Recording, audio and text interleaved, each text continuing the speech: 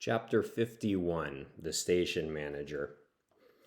Akiko Fuji tapped her computer to make a video call. After a few electronic tones, a man's face appeared on the screen. He was sitting at a table. Behind him were kitchen cabinets and a refrigerator. Above his image on the screen was his name, Leo Larson. "Hi, honey," said Akiko. "Sorry I missed you earlier," said Leo in a weary voice. "I was picking the kids up from school." Akiko nodded and said, "How are they?" "Oh, they're constantly arguing." "Well, I'm glad to hear everything's normal." "I wouldn't say everything's normal," said Leo. "The kids miss you, and so do I." "I miss you too," said Akiko.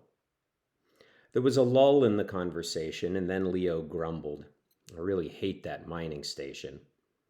"Please don't worry," said Akiko. "I'm perfectly safe here. I've got an excellent crew, and the robots do all the dangerous work." "I'm not worried about your safety," said Leo. "I'm worried about our family. How long are we going to live apart like this?"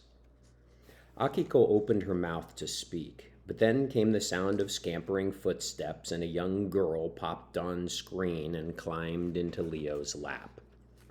"Hi, Mommy," said the girl. "Hello, sweetie," said Akiko, smiling. "Mommy, I'm ready for our camping trip. I've been reading about which wild plants are safe to eat and which are poisonous." Akiko scratched her head. "Listen, sweetie, I'm sorry, but I'll have to stay here a little longer than I expected. We'll go camping soon, though. I promise." The girl frowned. "You said that last time." "I'll make it up to you," said Akiko. "In a couple months, we'll go to the mountains and you can tell us about all the different plants. How's that sound?" The girl didn't answer. She just hopped off her father's lap and stomped off screen. "She'll be okay," said Leo, "but while you're halfway around the world, our kids are growing up." Akiko sighed. "I know. When I get home, I'll request a job at headquarters." A timer started beeping, and Leo glanced back into the kitchen. "Well, dinner's ready. I should go." The call ended. Akiko stared at the blank screen, and then she put her head in her hands and cried. Between sniffles, she spoke aloud to herself. "What am I doing? I don't even like this job anymore." And Akiko sat there a while longer, wiping the tears from her cheeks. And then she stood and walked across the control room and into the elevator. She pressed a button and the doors closed. Once the station manager was gone, Roz crawled out from under the table and exited onto the balcony. Chapter 52, The Rooftop. Every evening when the sun went down, the Juggernaut's exterior floodlights turned on. A bright glow of artificial light surrounded the station and faded into the night. However, the roof of the control tower had no floodlights at all. It was dark and quiet up there, which made it the perfect spot for Roz. The robot pulled herself up from the balcony and found a cluster of communication equipment mounted on the roof. There were tall, pointy antennas and wide, round antennas and electronics housed in metal boxes. She stood still within the cluster, and her mechanical body blended in with the equipment. Roz thought about the mining station manager. Akiko Fuji was responsible for the poisoned tide, and yet she didn't seem like a bad human. She was a long way from home, and she missed her family, and she was unhappy with her job. Akiko seemed reasonable. Surely she'd understand the need to protect the ocean. These thoughts were broken up by a flurry of wing beats, and a seagull landed on the roof. The gull had seen better days. One of his eyes was crusted shut, and a patch of feathers was missing from his neck. He was carrying a scrap of paper in his beak, and he tucked the scrap into his nest, which was made entirely of trash he'd found around the station. As he fixed up his nest, the gull sensed that he wasn't alone. "Who's there?" he screeched, searching the rooftop with his good eye. Roz stepped into the moonlight and said, I apologize for startling you. I've seen plenty of robots around here, said the gull, but I've never seen one who could talk like an animal. I am not like other robots, said Roz. I live with animals on a wild island, and I have come here to stop the poison tide. The gull studied Roz more carefully.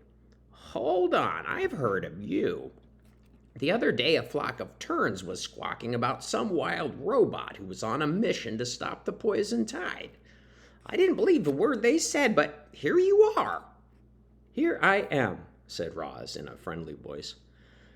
But why are you here? Said the gull, and he pointed south. The poison tide starts a day's flight that way.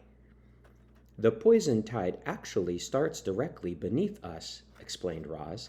This is a deep-sea mining operation. It is creating huge clouds of toxic dust that travel far through the ocean before rising to the surface. Really? Said the gull. Well, if you want my opinion, I think you should leave the poison tide alone. It's been great for me. I found a beach that's covered with dead crabs. I've never eaten so good in my life. You should not eat those crabs, said Roz. They could be poisoned. You know, the crabs do taste a little funny, and I haven't been feeling so good lately. The gull scratched at this bare patch of skin. His name was Nimbus, and when the mining station had first arrived, gulls had crowded onto its rooftops and on its ledges, but then came rumors about the poison tide, and the other gulls started taking off, and soon only Nimbus was left. Roz and Nimbus chatted well into the night, but eventually the gull yawned and said, if I don't get enough rest tonight, I'm going to be a real grump tomorrow. And then he snuggled into his nest and fell asleep. Early in her life, Roz knew very little about the night sky, but now she looked up at a million points of light and recognized them all. Spaceships and space stations and satellites, stars, planets, meteors, galaxies, the moon, and the aurora. Those glowing objects swirled overhead until the eastern sky started growing brighter. At daybreak, the humans stepped out from their living quarters and another workday began. Roz heard muffled voices in the control room below. Further down on the main platform, two men disappeared into a stairwell that descended to the station's lower levels. On a walkway, a woman gave orders to a group of bosun robots who then marched off to complete their tasks. 6. That was the number of humans aboard the Juggernaut. It took only 6 humans to run that entire deep-sea mining operation. Together, they managed the station and the computers and the machinery and the robots and the drone. Reader, I'd like to turn your attention to that last piece of technology. A soft buzzing filled the air as the drone rose up from its platform. It floated over the station, inspecting equipment, communicating with robots, and searching for anything out of the ordinary. It glided from machine to machine, from building to building, and then it headed for the control tower. Our robot was well hidden within the antennas, but the drone was designed to notice every little detail. And as it floated up over the tower, it came to a sudden stop above Roz. Chapter 53, The Intruder. Across the mining station, alarms were blaring and lights were flashing red. Nimbus jolted awake. The gull looked from the drone to the robot and squawked, What did you do? Nothing, said Roz. Well, get going. The other robots won't be long. At that, Roz dashed out from the antennas and leaped off the control tower. She arced through the air and down to the roof of the next building, and from there she leaped to a lower building, and she dropped onto a walkway, and she ran across a platform. But wherever the robot went, the drone followed. Nimbus raced after the drone and tried to stop it. He kicked it and pecked at it and beat it with his wings. The sky is no place for a machine, he squawked.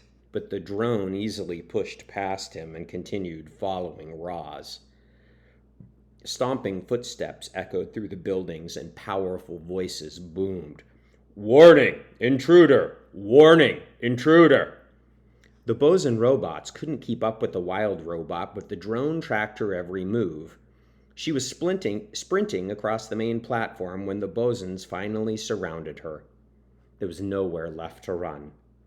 Roz remembered that she could fight if she wanted to, but she didn't want to. Even then, she was convinced that there was a better way. Alarms blared all around. The drone buzzed high above. Ocean waves crashed far below. Waves. Our robot's only escape was to dive into the waves. She sprinted for the edge of the platform, and before the bosons could reach her, she leaped. Once airborne, there was no turning back. She soared off the station and plummeted down, down, down toward the ocean. But Roz never touched the water, because just when she was about to plunge into the waves, the hydro robots rose to the surface, and a gigantic robotic claw snatched her out of the air. Chapter 54. The Prisoner. There had never been an intruder aboard the Juggernaut, and it was poorly equipped for its first one. The station didn't have a jail, but the intruder had to go somewhere. The humans decided to lock the intruder in an empty room with a bosun robot standing guard. It was the best solution they could come up with. Bosun 10 carried Roz through the hallways and stairways and into an empty room. The walls of the room were bare, except for a small round window in the door and another small round window overlooking the sea. "Do not attempt to escape," said Bosun 10, and then he stepped out and locked the door. His heavy feet settled into place as he stood guard in the hall. That room was now a jail, and our robot was now a prisoner. Chapter 55. The Conversations.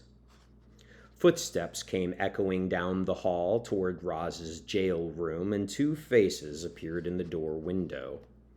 One face belonged to Akiko Fuji, the mining station manager, and the other face belonged to George Samortuk, the assistant manager. They stared at Roz through the window and quietly spoke to each other. Then the door was unlocked and Bosun 10 entered the room. He clamped his bulky hands around Roz's arms and said, "I have restrained the prisoner." Akiko and George walked in and faced Roz. The humans were filled with questions. Our robot had questions of her own. And these questions led to conversations such as these. "Who are you?" Akiko said to the prisoner. "My name is Roz." "Who's your owner?" "I have no owner." Akiko and George glanced at each other. "Where'd you come from?" said George. "I live on an island far from here. There are no humans or other robots on the island. I have learned to communicate with the animals there, and they have become my friends and my family. That wild island is my home." George shook his head. "Clearly this robot is defective. She could be dangerous." "I am not defective, and I am not dangerous," said Roz. "I would never hurt anyone." "Why should we trust you?" asked Akiko. "You have no reason to trust me, but I hope to prove that I am trustworthy." Akiko leaned forward. "Well, you can start by telling us exactly why you're here." "There is toxic runoff flowing from your deep-sea mining site," explained Roz. "The animals call it the poison tide. Ocean currents are carrying the poison tide far to the south, and it is damaging every living thing in its path. It has surrounded my island, and now my home is dying. I have come all this way to stop the poison tide, but to do that, I need your help." "Nature creates many harmful substances," said Roz. There are poisonous plants and venomous animals and acidic hot springs. Nature also creates toxic minerals. When left alone, those minerals are usually harmless, but humans often dig them up, as you are doing here. I am curious, did you know this mining site was toxic? George said to Akiko, I really don't think we should answer her questions. Well, let's see where this goes, said Akiko. Yes, Roz, we knew this was a toxic mining site, and that's why we'll be sending out a specialized robot to clean everything up when we finish the job. While you wait to finish the job, said Roz, a vast number of habitats are being wiped out. That can't be right, said Akiko. By our calculations, the runoff shouldn't be traveling very far. And the seafloor's barren around here, added George, so there's nothing for the runoff to harm. Your calculations are wrong, said Roz. The seafloor is not barren, and the poison tide is traveling across this entire ocean and far into the next. Well, it's not a perfect science, said Akiko. The ocean has flooded into lowland areas, creating new islands and waterways, and as a result, the ocean currents are always changing, which makes them hard to predict. You must do better, said Roz. Akiko was becoming irritated. The only way to stop the poison tide, as you call it, would be to stop the whole mining operation. But that would never be allowed. Are you not in charge? Said Roz. I'm in charge of this station, said Akiko, raising her voice. But I report back to headquarters, and they'd never allow us to stop in the middle of a job. The humans grew more irritated, and more excuses flew from their mouths. If we didn't mine this site, somebody else would. Our crew members have families to support. We're just following orders. Those last words hung in the air for a while. You are just following orders, said Roz at last. In a way, you humans are more robotic than I am. Roz, you should really be thanking us, said George. Without minds like this, you wouldn't even exist. I do not understand. Do you know what we're mining? Said Akiko. No, I do not. George smirked. Akiko frowned. We're mining rare metallic minerals, said Akiko. Minerals needed for making robots like you. Now, reader, it's hard to describe the effect those words had on our robot. You might say that she felt something like shock. All Roz had ever wanted was to protect her family and friends and her home. And now she knew that everything that she loved could be destroyed in order to make more robots like her. But her computer brain pushed those troublesome thoughts aside so she could continue the conversation at hand. I understand why humans want robots, said Roz. However, I do not understand why you are willing to ruin the ocean to make them. We don't want robots, said Akiko. We need them. Robots build power stations and perform surgery and grow food. Humans are totally dependent on your kind, but it's getting harder to find the metals that we need to make robots. So we do what it takes to get what we need. We try to work responsibly, but mining is a dirty business. Can you believe we have to convince a robot why robots are important? Said George. Can you believe I have to convince humans why their own environment is important? Said Roz. We know the environment is important, said Akiko. George and I both have children, and we want the world to be healthy for them. So here's what I'll do. I'll send the hydros down to thoroughly inspect the runoff. If it's as bad as you say, we'll try to fix it. How's that sound? Our robot's eyes glowed brighter, and she said, That sounds reasonable. Thank you.